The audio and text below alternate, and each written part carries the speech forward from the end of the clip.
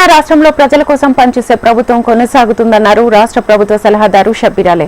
ఉగాది నుంచి సన్నబియ్యం పథకం, రాజీవ్ యూత్ పథకం ప్రారంభించామని గుర్తు చేశారు. కామారెడ్డి బీసీ డిక్లరేషన్ కు కాంగ్రెస్ ప్రభుత్వం కట్టుబడి ఉందన్నారు.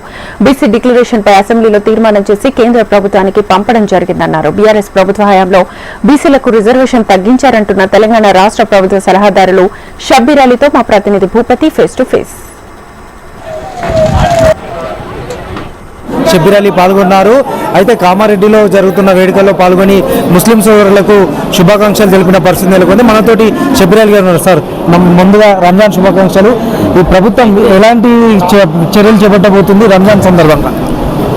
ఉగాది అండ్ రంజాన్ సందర్భంలో భారతదేశం చరిత్రలో ఏ రాష్ట్రంలో కూడా సన్న బియ్యం లేదు.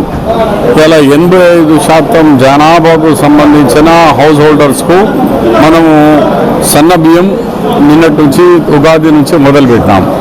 రెండో స్కీమ్ ఈ యువకులకు రాజు యువ వికాసం, ఈ యొక్క స్కీమ్లో 6,000 కోట్ల రూపాయలు బడ్జెట్ కేటాయించి అప్ టు 4 lakhs రూపీస్ వరకు సబ్సిడీ స్కీమ్లో 80% సబ్సిడీ ఇచ్చి ఒక మంచి స్కీమ్.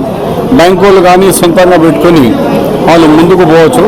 అలాంటి మంచి స్కీమ్ యువకులకు ఈ 5వ తారీఖు వరకు అప్లికేషన్ పెట్టుకొని లాస్ట్ డేట్.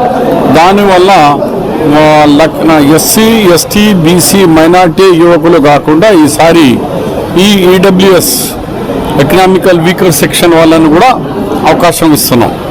వాళ్ళు కూడా దీంట్లో రెడ్డీస్ కానీ, బ్రాహ్మణ్స్ కానీ, ముస్లింలో సయ్యద్ కానీ వాళ్ళు ఎలిజిబిలిటీ లేకుండే వాళ్ళని కూడా ఎలిజిబిలిటీగా తీసుకొచ్చి ఈ కార్యక్రమం చేయబడుతున్నాం.